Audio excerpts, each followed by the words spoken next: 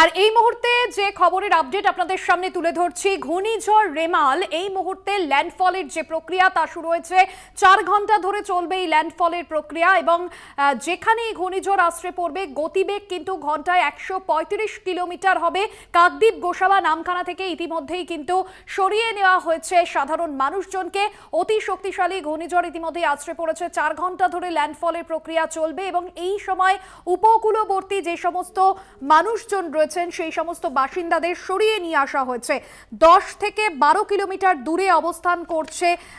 বেশ কিছুক্ষণ আগে আপনাদের জানিয়ে রাখছিলাম। তবে আবহাওয়া দফতরের পাওয়া যে তথ্য, সেই তথ্য অনুযায়ী কিন্তু রাত 11:30টাতেই ল্যান্ডফল করেছে রেমাল। 110 থেকে 120 কিলোমিটার ঘন্টায় গতিবেগ রয়েছে রেমালের এবং কলকাতা সহ পার্শ্ববর্তী জেলাগুলোতে 100 কিলোমিটার বেগে হাওয়া বইবে এমনটাই কিন্তু জানা যাচ্ছে। এবং আপনাদের জানিয়ে রাখবো, বাংলাদেশে কিন্তু এর বড়সড় একটা প্রভাব পড়বে এমনটাই জানা যাচ্ছে। আরও কাছে এসেছে রেমাল। ল্যান্ডফলের প্রক্রিয়া শুরু কলকাতা থেকে জেলা। রেমালের জেরে প্রবল ঝড় বৃষ্টি। অন্যদিকে আপনাদের জানিয়ে রাখবো যে রেমালের যে দূরত্ব, অর্থাৎ ল্যান্ডফলের যে দূরত্ব, সেই দূরত্ব বেশ কিছুক্ষণ আগে কম ছিল। তবে এই মুহূর্তে ল্যান্ডফলের প্রক্রিয়া শুরু হয়ে গিয়েছে। রেমালের প্রভাবে শুরু হয়ে গিয়েছে ঝড় বৃষ্টি। আধ ঘন্টারও কম সময়ের মধ্যে সাগরদ্বীপ ও বাংলাদেশের খেপুপাড়ার মাঝে এই রেমাল ল্যান্ডফল করেছে এবং ল্যান্ডফলের সময় যে গতিবেগ, সেই গতিবেগ ঘন্টায় 135 কিলোমিটার। রেমালের সতর্ক কলকাতা পুরসভা কন্ট্রোল রুম থেকেই নজরদারি চালানো হচ্ছে। অন্যদিকে প্রশাসনিক আধিকারিকরা তারা যেরকম প্রস্তুত রয়েছেন, এনডিআরএফ এর টিম তারা প্রস্তুত রয়েছেন। অন্যদিকে আপনাদের জানিয়ে রাখবো, কেন্দ্র রাজ্য সহযোগিতার সঙ্গে কাজ করছে। অন্যদিকে রাতভর কন্ট্রোল রুম থেকে নজরদারি চালানো হবে। কাকদ্বীপ গোসাবা নামখানা থেকে সরানো হয়েছে বেশিরভাগ মানুষজনকে। অতীত অভিজ্ঞতা থেকে শিক্ষা নিয়ে বা রেমাল থেকে ক্ষয়ক্ষতি এড়াতে আগেভাগেই সতর্ক প্রশাসন। রেমাল সতর্কতায় 1,71,000 জনকে নিরাপদ আশ্রয়ে সরানো হলো। ঘূর্ণিঝড় মোকাবিলায় আগাম সতর্কতা নিয়েছে কলকাতা পুরসভা ও লালবাজার। কলকাতা পুরসভার তরফেও প্রস্তুত রাখা হয়েছে একাধিক হেল্পলাইন নম্বর।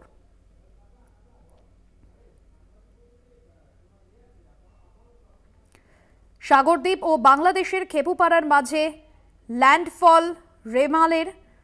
অন্যদিকে আপনাদের জানাবো, ল্যান্ডফলের সময় ঝড়ের গতিবেগ 110 থেকে 120 কিলোমিটার। দমকা হাওয়া, বৃষ্টির দাপট। দক্ষিণ 24 পরগনায় সাগর ও ক্যানিংয়ের ওপর দিয়ে ঘূর্ণিঝড় যাওয়ার সম্ভাবনা এবং 2 ঘন্টা ধরেই কিন্তু এই ল্যান্ডফলের প্রক্রিয়া চলবে। সমুদ্র নদীর জলস্তর আরও বাড়ার আশঙ্কা রয়েছে। সুন্দরবনে জলোচ্ছ্বাসের সম্ভাবনা রয়েছে এবং দুর্যোগের কারণে সুন্দরবনের সমস্ত ফেরি পরিষেবা যেরকম আগামীকালও বন্ধ রাখা হচ্ছে।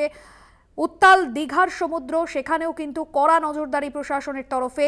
আছড়ে পড়ল অতি শক্তিশালী ঘূর্ণিঝড় রেমাল। ঘূর্ণিঝড় রেমালের চোখ রাঙানি কলকাতার সংলগ্ন বিভিন্ন জায়গায় কিন্তু ইতিমধ্যেই কিন্তু যে প্রভাব, সেই প্রভাব শুরু হয়ে গিয়েছে। ল্যান্ডফলের সময় ঝড়ের যে গতিবেগ 110 থেকে 120 কিলোমিটার প্রতি ঘন্টায়।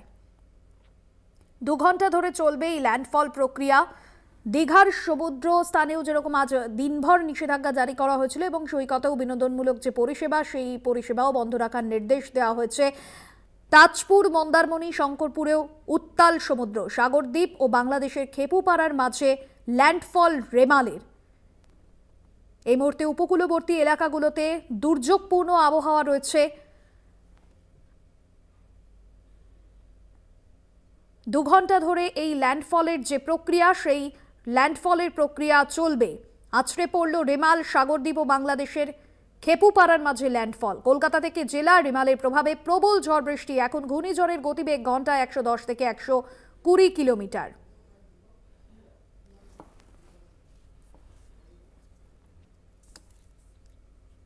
কোনটা 110 to 120 কিলোমিটার পার আওয়ার হবে, গাস্টিং টু 135 কিলোমিটার। কত থাকবে? কালকে সকালবেলা আবহাওয়া কিরকম?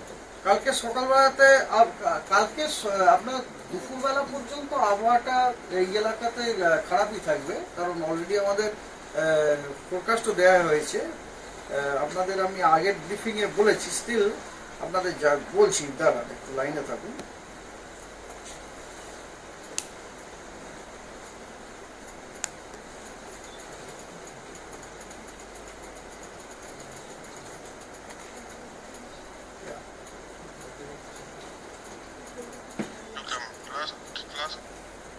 আজকেরটা তো অলরেডি হয়েই গেল, আজকে তো অলরেডি দিন শেষ।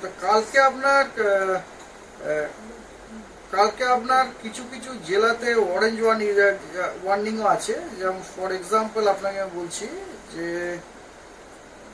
First let me tell about the red warning. Heavy to very heavy rainfall at a few places with extremely heavy rainfall, that is more than 20 centimeter rainfall at one or two places over Nadia and Murshidabad district. Heavy to very heavy rainfall আপনার Birbhum, east Bardhaman, Hooghly, north এবং south 24 পরগনাতে আমরা কলকাতা, হাওড়া ডিস্ট্রিক্টে expected. That means আপনি যদি কলকাতা কথাই জিজ্ঞেস করেন, তাহলে কলকাতাতে আগামীকাল কিন্তু আপনার হেভি টু ভেরি হেভি রেনফলের সম্ভাবনা আছে। কলকাতা, হাওড়া, হুগলি, 24 পরগনাতে আছে, ঠিক আছে। আর এবং দক্ষিণবঙ্গের যে আরো অন্যান্য জেলাগুলো, সেখানেও 7 to 1 হেভি রেনফলেরও ওয়ার্নিং দেওয়া হয়েছে। আর এছাড়া আপনার আর আজকেরটা তো আজকে তো প্রায় শেষই হতে চললো দিন, তবু আজকে আপনার রেড ওয়ার্নিং আছে দুটো 24 পরগনাতে এবং ইস্ট মেদিনীপুরে। এগুলোতে আপনার রেড ওয়ার্নিং আছে। রেড ওয়ার্নিং কলকাতা, হাওড়া, হুগলিতেও আছে।